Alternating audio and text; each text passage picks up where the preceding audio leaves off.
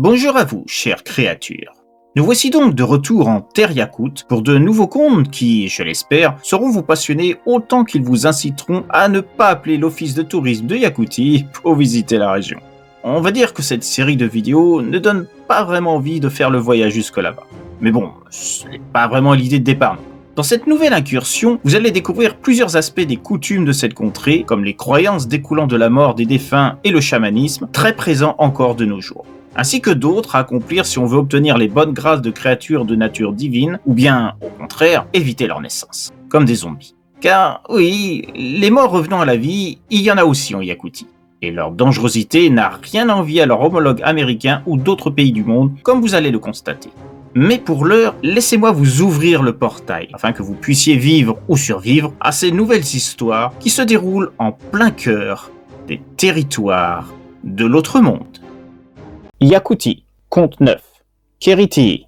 Aujourd'hui, je vais vous parler un peu du phénomène connu sous le nom de Kériti, pouvant se traduire par le tour en langue yakoute. C'est un analogue des tourments aériens dans le christianisme. Il faut savoir que dans la tradition orthodoxe des pays de l'Est, après la mort, l'âme quitte le corps et, afin de se rendre au paradis, passe par une dimension aérienne avec plusieurs points de passage où des démons tentent de la faire succomber à différents péchés pour l'entraîner en enfer.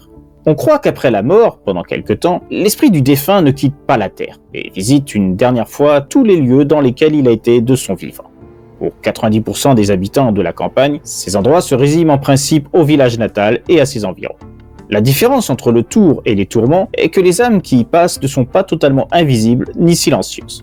Quand l'esprit fait ce tour, quelques personnes peuvent entendre des bruits bizarres et des voix, comme si elles étaient portées par le vent, et les plus sensibles peuvent voir le processus. Par ailleurs, le mot Kériti en lui-même, dans la langue yakoute, comprend une idée de contrainte dans sa définition. L'esprit n'effectue pas ce tour de plein gré, mais y est forcé. Donc, la sœur de ma grand-mère aussi a vu pas mal de choses bizarres dans sa jeunesse. À l'âge de 40 ans, sa vision s'est dégradée. Elle a eu quelques opérations et a fini par avoir très mal à cause de ça. Elle-même l'expliquait par le fait qu'elle était trop clairvoyante et que les autres ne voulaient pas qu'elle se mêle trop de leurs affaires. Elle m'a raconté des histoires assez flippantes dans mon enfance. En voilà une qui concerne ce tour. Donc, dans notre village, un vieux centenaire est décédé.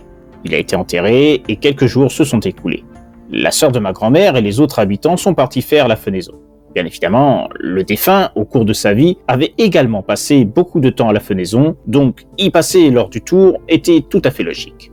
Durant l'après-midi, au milieu du travail, elle a soudainement entendu des bruits étranges, comme la plainte d'un chien mêlé à des pleurs. Elle s'est arrêtée, a regardé autour d'elle et a vu qu'au loin, le long de la route, il y avait un objet qui flottait dans l'air, semblable à un cheval d'arçon. Quelqu'un était assis dessus et, de chaque côté, il y avait deux silhouettes humaines sombres flottant dans l'air qui avaient l'air de le frapper, ou plus précisément de le battre avec des bâtons. La victime, de nouveau, se mettait à émettre le même hurlement plaintif et inhumain. La sœur de grand-mère a déposé les prix qu'elle avait dans les mains et regardé les autres. Mais personne à part elle ne semblait l'avoir remarqué. À cette époque, elle était déjà habituée au fait qu'elle voyait parfois des choses invisibles pour les autres. Alors, elle a regardé en silence. Toute cette étrange procession a flotté le long de la route. Comme elle était loin dans le champ, sa sœur n'a pas pu voir ces créatures de près et ma grand-mère n'en avait de toute manière pas spécialement envie.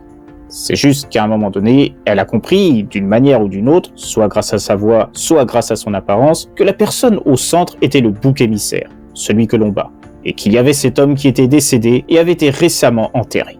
Cela l'a très fortement marqué. Dans la tradition yakoute, le tour n'est pas associé à une telle violence, et le défunt avait été une bonne personne au cours de sa vie, ce qui rendait choquant un tel traitement après sa mort. En général, en me racontant cela, elle était sûre d'avoir été témoin du déroulement de ce tourment. Avant et après cela, après un enterrement dans le village, elle entendait parfois, le soir, des voix et des sons très flous, comme s'ils provenaient du ciel, mais ne voyait rien. Voilà l'histoire. Yakoutie, conte 10, Deretnik. Fans de paranormal, aujourd'hui nous allons parler des zombies yakoutes. Oui, même dans les croyances yakoutes, ils se sont trouvés une petite place, d'autant qu'il y a même deux types de zombies en Yakoutie, les Deretnik et les Yuyor. De temps en temps, surtout vers les fêtes de fin d'année, dans les journaux locaux aux pages jaunies, il y a des articles du style « Le Yuyor, le zombie yakoute ». Pour cette raison, ce type-là est plus connu. bien que ce soit le Deretnik qui correspond le mieux à la description classique du zombie américain. Le Yuyor n'est pas un mort-vivant à proprement parler, mais l'esprit d'un défunt qui n'a pas trouvé la paix. Selon la croyance locale, à un certain moment après la mort, on lui demande « Bon, tu fais quoi ? Tu continues ou tu veux encore t'amuser un peu dans le monde du milieu ?» 99% acceptent de continuer, mais certains, qui ont un désir très fort de ne pas quitter notre monde, répondent négativement. Alors, la peau de leur visage se déchire. Ne me demandez pas comment un esprit peut avoir la peau du visage qui se déchire, je n'en sais rien. Leur tête se retourne à 180 degrés et ils sont renvoyés sur Terre. D'ailleurs, si la personne s'est suicidée, tout ça peut arriver sans que la question soit posée parce qu'il n'y a pas de raison qu'on lui donne le choix. La religion yakoute voit d'un très mauvais œil le suicide. Cet esprit défiguré ira ensuite se tapir dans un endroit abandonné quelconque, non loin du lieu de sa mort. Il craint la lumière, il a froid en permanence et, d'une manière générale, il se sent très mal. Très rapidement, il commence à regretter son choix et à se remplir de haine. Lorsque celle-ci atteint un point où il devient capable de se jeter sur le premier malheureux s'aventurant près de sa tanière, le Yuyor est complet. Mais il ne ressemble malgré tout pas tellement aux zombies des films. C'est plutôt un abassi tout à fait standard. Quoiqu'il est vrai qu'on prête au Yuyor la capacité de blesser physiquement sa victime, ce qui est relativement rare parmi toute la flopée d'esprits maléfiques existants. Vous vous rappelez l'histoire qui s'est déroulée en fin d'année dans la vieille bicoque ? Il est tout à fait possible que le frère aîné se soit fait étriper par un Yuyor, justement. En tout cas, les circonstances correspondent. Le Yuyor n'est pas éternel. Après un certain temps, au moins quelques décennies, voire quelques siècles, il finit par s'évaporer. Il s'affaiblit et quitte la Terre. Ce qui arrive ensuite à ces âmes égarées est difficile à dire. La mythologie ne donne que des réponses peu claires. Le Deretnik est quelque chose de complètement différent. C'est un véritable cadavre réanimé possédé par un esprit maléfique. Il peut s'agir d'un chaman maléfique ayant laissé son corps à disposition des démons, certains suicidés, ou des gens normaux dévorés par des abassis particulièrement puissants. Les Deretnik ressemblent beaucoup aux zombies américains. Et ils n'ont rien en commun avec la personnalité qu'ils avaient lorsqu'ils étaient en vie, se décomposent au fur et à mesure et ne peuvent en général pas parler distinctement. Ils se déplacent d'une démarche convulsive et tremblante, sont inhumainement forts et rapides, ne ressentent quasiment pas la douleur et brûlent d'un désir de tuer et de manger. Si quelqu'un se change en Deretnik, cela se produit en général un jour après sa mort, si on n'a pas réussi à l'enterrer correctement. Si c'est le cas, comme on dit, bonne chance. Maintenant, je vais vous raconter une histoire assez connue par là-bas à propos d'un Deretnik. Donc, deux amis chasseurs se trouvaient au fond de la taïga, à un endroit assez peu connu, et s'étaient égarés. Le soir avait fini par tomber. C'était en été, donc il ne faisait pas si sombre la nuit. Ils avaient décidé de ne pas aller dormir et d'essayer de retrouver leur chemin. Vers minuit, ils se sont engagés dans un fourré assez silencieux. L'un des deux chasseurs était de ceux qui étaient particulièrement sensibles à toutes sortes de choses. Il a alors dit qu'il fallait partir le plus vite possible de cet endroit et qu'il y avait quelque chose qui n'allait pas. Mais à peine commençait-il à rebrousser chemin qu'une bestiole velue de forme humaine a surgi de derrière un arbre pour se jeter sur eux. Avant qu'il ait pu réagir, elle a projeté l'un des chasseurs au sol, celui avec son sixième sens, et l'a violemment mordu à l'épaule. Pendant ce temps, l'autre chasseur est revenu à lui et a frappé de toutes ses forces la chose avec un bâton, puis, quand elle a reculé, lui a tiré un coup de fusil presque à bout portant. La chose a poussé un cri perçant et s'est comme évanouie dans les airs. Le chasseur a ensuite voulu se précipiter vers son ami blessé, mais celui-ci lui a crié de ne pas s'approcher. Il lui a expliqué qu'il sentait qu'il allait de toute façon mourir et qu'il allait probablement se changer en Deretnik ensuite, soi-disant qu'il s'était fourré dans le nid d'une telle horreur qu'il serait impossible de lui échapper. Le chasseur a voulu protester, en lui disant qu'il arriverait bien à le tirer jusqu'à la route, qu'ils attraperaient une voiture et iraient à l'hôpital, mais le blessé lui a répondu qu'il était déjà foutu, et que la seule chose qui importait était qu'il ne lui arrive rien qui n'était pas souhaitable après sa mort. Il pâlissait en parlant. Ses yeux se retournaient dans ses orbites et ses veines apparaissaient sur son front. Il était dans un état pitoyable. Il a dit à son ami de lui trancher la tête après sa mort et d'enterrer son corps sur place à une profondeur suffisante, sans cercueil ni croix, en le mettant à plat ventre, de lui écarter les jambes et d'y placer sa tête face contre le sol, de remplir sa bouche de terre, puis de déguerpir aussi rapidement et loin que possible. Le chasseur n'en revenait pas et a cru que son ami devenait fou. Et celui-ci lui a expliqué que c'était autrefois la manière dont les gens qui devaient se changer en Deretnik étaient enterrés. Tandis qu'il parlait, son état s'est aggravé. Une écume sanglante a fini par lui sortir de la bouche et il a trépassé. Le deuxième chasseur restait là, à côté du cadavre de son ami, au milieu de la forêt et dans une semi-obscurité, se demandant quoi faire. Finalement, il n'a pas réussi à se résoudre à faire ce qui lui avait été demandé. Il a simplement creusé une tombe, y a placé le corps face contre terre, l'a recouvert, a accroché du tissu à un arbre pour pouvoir le retrouver plus tard, et est parti chercher la route en craignant que la même bestiole surgisse des forêts. 1 heure est passée, puis 2, puis 3. L'aurore approchait. Il a soudainement entendu que, derrière lui, les branches craquaient sous les pas de quelque chose. Il s'est tout de suite mis sur ses gardes, a attrapé son fusil et a accéléré le pas. Mais le son s'approchait rapidement de lui, comme s'il savait exactement où il se trouvait. Le chasseur, terrorisé, s'est retourné et s'est préparé à accueillir ceux qui le suivaient comme il se devait, quoi que ça puisse être. Les bruits se sont rapprochés, et des buissons assurgis son défunt ami, couverts de terre, les cheveux en bataille, et déjà couverts de taches de décomposition, les yeux fixes, les vêtements en lambeaux, et avec des saloperies lui sortant des oreilles et de la bouche, des veines, de la bave et d'autres choses. Dès que le dérétnique l'a vu, il s'est précipité sur lui comme un loup, grondant, convulsant et faisant claquer ses mâchoires. Le chasseur lui a tiré dessus mais l'a manqué. Et pendant ce temps, l'autre l'avait déjà quasiment atteint et a fait un bond de bien 5 mètres. Heureusement, le chasseur n'a pas laissé tomber son fusil, a tiré de nouveau et, cette fois, a réussi à emporter toute la tête du cadavre. Mais même ça n'a pas stoppé le dérétnique. Le corps, quasiment sans tête, a continué à fondre sur lui en levant les mains, parvenant Dieu sait comment à les diriger précisément dans la bonne direction. Il n'a fini par se calmer qu'après quelques cartouches dans le corps et les membres. Lorsque le dérétnique est tombé, le chasseur a rapidement creusé une nouvelle tombe, a tranché ce qui restait de la tête et, cette fois, l'a enterré comme son ami lui avait demandé. Il s'est ensuite enfui. Cette fois, rien ne l'a suivi. Il a fini par trouver la route. D'ailleurs, à cette histoire, on ajoute souvent que l'ami lui est apparu en rêve pour, d'un côté, le remercier d'avoir fini par l'enterrer de la bonne manière, mais de l'autre, lui reprocher de ne pas l'avoir fait dès le début. Car, à cause de cet incident, il allait y avoir de sérieux problèmes là-bas. Yakouti, compte 11. Baranais. Quoi de neuf, les amateurs de paranormal? Monsieur Yakout est de nouveau en ligne.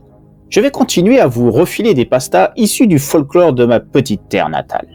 Il me semble que dans une précédente histoire, j'avais mentionné l'esprit protecteur de la chasse qu'on appelle Bayané. Dans le panthéon des esprits Yakout de la nature, c'est l'un des plus révérés, presque à égalité avec le patron des éleveurs de chevaux que l'on nomme Zesegei. Les chevaux sont des animaux très sacrés chez les Yakuts, presque comme les vaches pour les Indiens. Et à peine moins que l'esprit du feu Catan, Temierye. Celui-ci est vénéré presque autant que les plus hautes divinités. Bayané, bien évidemment, vit dans les forêts, et qu'elle ne manque pas aux Yakoutis. On croit qu'il possède un registre de tous les chasseurs de région Yakout et qu'il peut, selon son beau vouloir, combler de bienfaits ou au contraire accabler de malheur quiconque s'aventure en forêt avec un fusil. C'est-à-dire que si tu respectes les lois locales, que tu n'insultes pas les esprits, que tu n'es pas trop cupide, et bien sûr que tu t'y connais dans l'art de la chasse, tu peux compter sur la protection de Bayané et le gibier tombera de lui-même entre tes mains. L'esprit n'aime pas apparaître lui-même devant les petits humains. Et si quelques-uns le voient parfois en personne, c'est un immense coup de chance. Vous vous demandez à quel moment on doit flipper là-dedans? Eh bien, il y a eu quelques histoires. Voici par exemple une légende. Un groupe de chasseurs était parti courir après le gibier dans les bois denses typiques de la région. Une équipe, tout ce qu'il y avait de plus classique, composée principalement de vieux croulants et de chasseurs hors pair.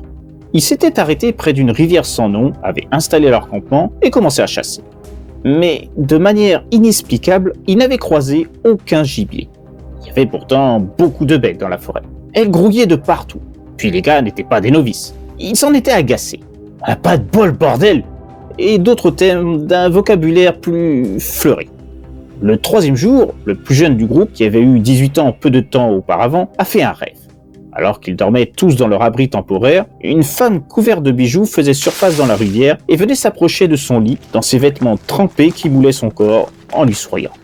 Le jeune homme lui rendait son sourire. Tout allait bien, mais elle se penchait ensuite au-dessus des vieillards ronflant d'un air insatisfait et s'en allait dans les bois. Le garçon s'était réveillé, n'avait rien compris et s'était rendormi immédiatement. Le lendemain, la même femme lui était réapparue en rêve. Cette fois, elle l'avait enlacée et embrassée, mais lorsque le jeune homme voulait la tirer vers lui, elle lui glissait mystérieusement des mains à chaque fois en disant qu'il n'était pas encore temps. Les nuits suivantes, elle avait également refusé de se donner à lui. Dans le même temps, l'échec continuait de les poursuivre dans leur chasse. Le groupe avait commencé à se languir de leur logis.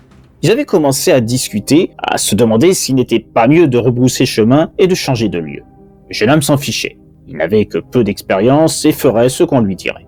Seulement, la femme de ses rêves humides ne lui sortait pas de la tête. Il se disait qu'il serait bien agréable de s'amuser avec elle. Elle était tellement mignonne. La nuit d'après, la femme avait continué de se dérober. Elle disait que sa compagnie lui était agréable, mais que la présence de vieillards allongés en cercle gâchait tout. Elle lui avait alors souri, comme s'ils avaient été complices d'une conspiration, et lui avait chuchoté « Les vieux vont se tirer d'ici dans 3 jours. Et toi, bel homme, reste, et ainsi tout se déroulera comme il se doit. » Le jeune s'était réveillé, assailli de tristesse. Il avait marché dans la forêt, comme dans un rêve, torturé par son chagrin intérieur. Que faire ? D'un côté, ce n'était qu'un songe, ça n'avait aucun sens. De l'autre, il était évident que l'on ne pouvait rêver de la même femme tous les soirs. Il émanait d'elle une telle chaleur accueillante qu'il semblait déjà au garçon qui ne pourrait plus vivre sans elle. Mais, encore une fois, Dieu seul savait qui elle était. Et si c'était une créature infernale qui avait pris les traits d'une belle jeune femme pour l'attirer dans un piège pour le dévorer ? Il n'y a qu'à voir certaines des histoires précédentes de cette série. Bref, le garçon était terrifié. Le 3e jour était arrivé et lors d'un conseil, les vieux étaient parvenus à la conclusion qu'ils avaient fait chou blanc cette fois-là et qu'il était temps de rentrer. Ils avaient commencé à plier bagages. Seul notre héros n'avait pas rassemblé ses affaires. Il était resté assis dans son coin, le regard fixé sur un point, en silence. Les autres étaient venus le voir pour lui demander ce qui lui arrivait, s'il avait perdu l'esprit et comptait rester seul au fin fond de la forêt. Il n'avait pas répondu, ce qui les avait incités à lui demander une nouvelle fois quel était son problème. Il avait continué à garder le silence. Son esprit était tellement occupé par la femme, mais en même temps, il avait peur. Les vieillards avaient longtemps essayé de le raisonner, mais ils n'étaient parvenus à rien. Ils avaient fini par décider que le garçon avait perdu la tête et s'était jeté sur lui pour lier ses pieds et ses mains. Le jeune homme n'avait pas cherché à se défendre. Il l'avait ramené ainsi chez lui. Chez lui, son père lui avait passé un savon. Son grand-père, lui avait-il dit, avait été un chasseur de renom, et lui-même avait hérité d'excellentes aptitudes. Mais il était né en ville et avait suivi un autre chemin. Selon lui, c'était Bayané lui-même qui l'avait remarqué. Il se serait agi d'une ruse pour faire de lui un véritable chasseur yakout, et il aurait voulu qu'il demeure au fond de la forêt. S'il y était resté, il aurait obtenu le bonheur. Le gibier aurait lui-même accouru à lui, il n'aurait eu qu'à tendre la main pour en avoir. Mais le gamin n'avait pas eu le cran de se lancer sur ce chemin et de faire face à l'esprit de la chasse. « Tu resteras un raté toute ta vie », avait conclu le père. Et c'était bien ce qui s'était produit. Le garçon avait vécu longtemps, et plutôt bien. Cependant, il n'avait jamais trouvé le bonheur. Il avait toujours ressenti qu'il était fait pour autre chose. Mais à chaque fois qu'il s'était aventuré en forêt, il n'avait pu abattre ne serait-ce que le plus malade des lapins. Toutes les bêtes le fuyaient dès qu'il s'approchait à moins de 5 km, le détectant d'une manière ou d'une autre.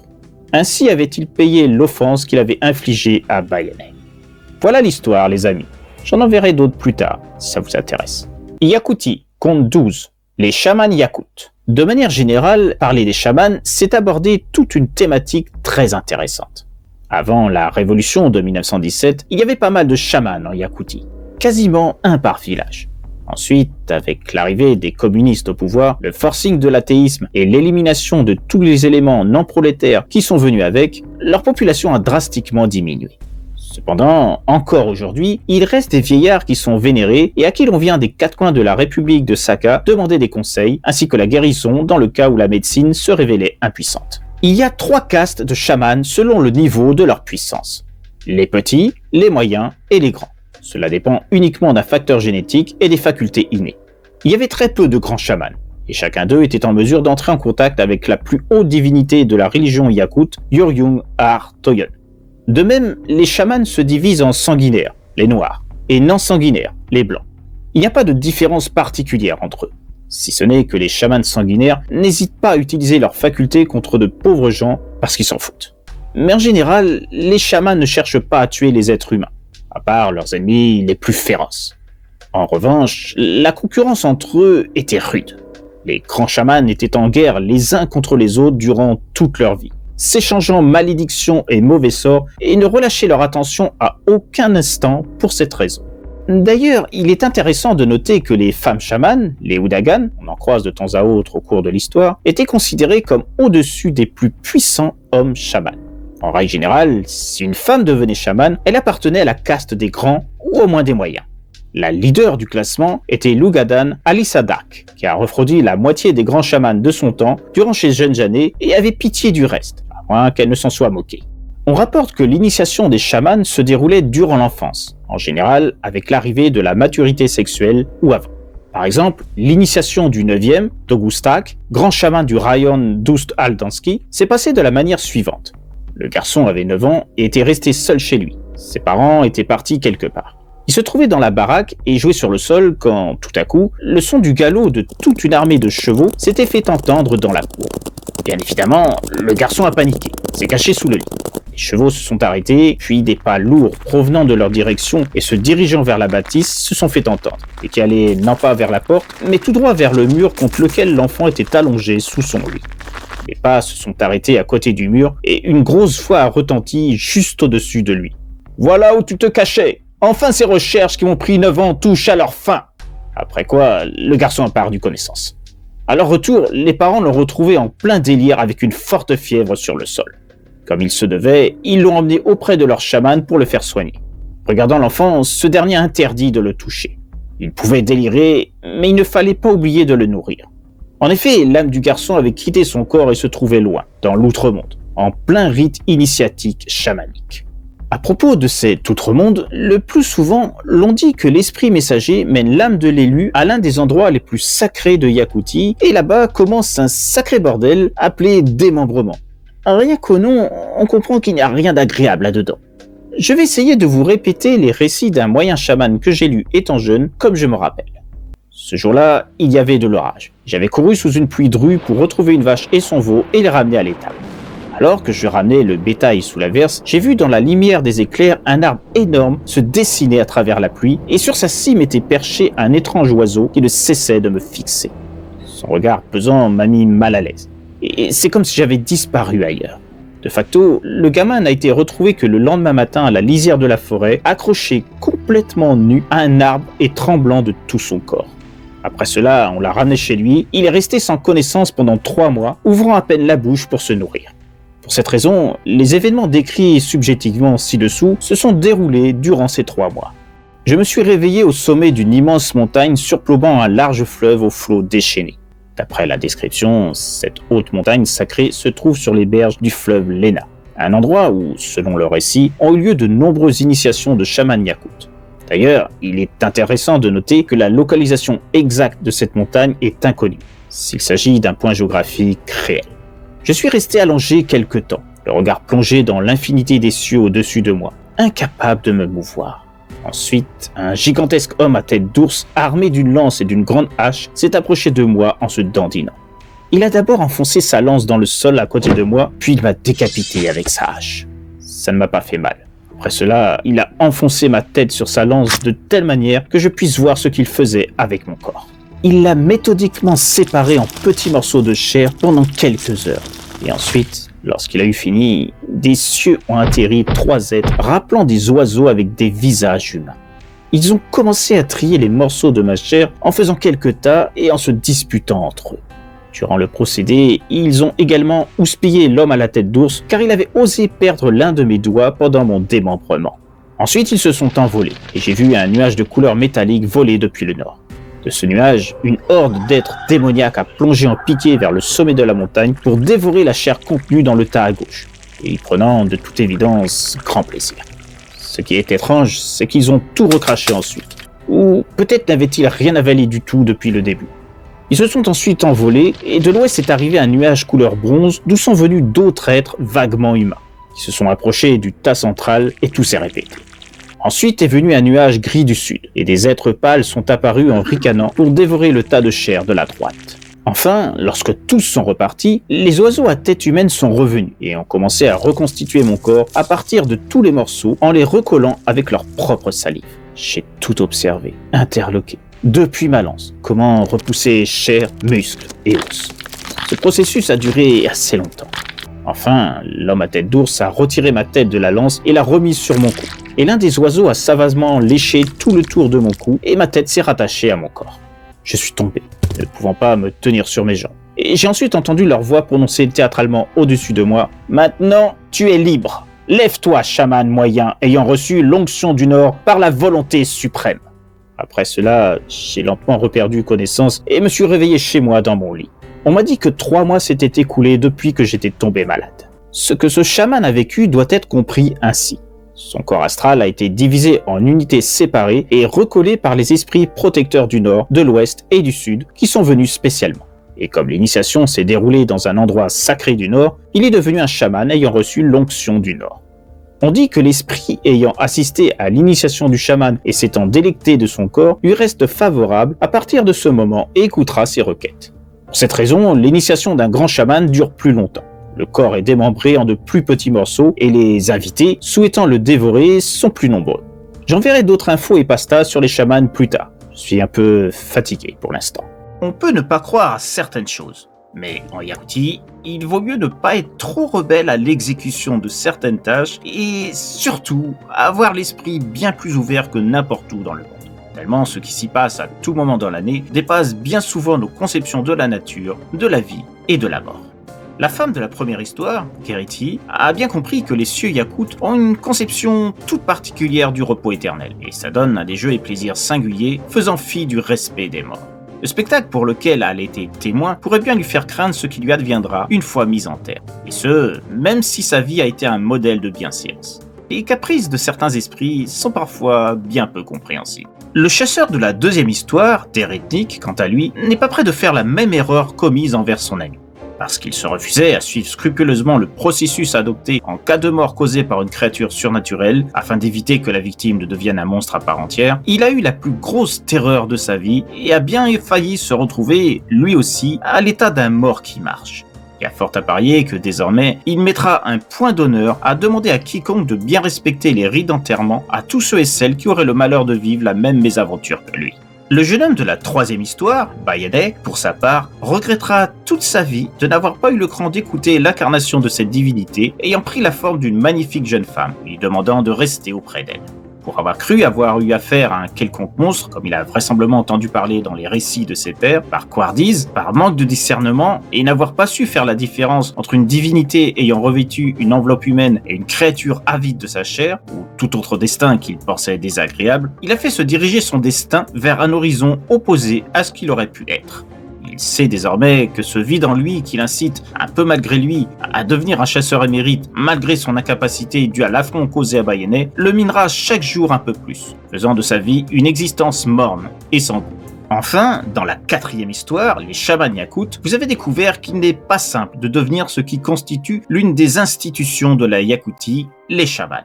Il faut avoir le cœur bien accroché, et ce n'est pas peu dire, pour supporter la longue agonie nécessaire pour obtenir ce statut hautement envié au pays de toutes les peurs qu'est la Yakoutie. La page se ferme sur ce nouveau chapitre des contes yakoutes. Je vous dis donc à très bientôt pour de nouvelles histoires au sein de ce pays riche en phénomènes de toutes sortes, situé dans l'autre monde.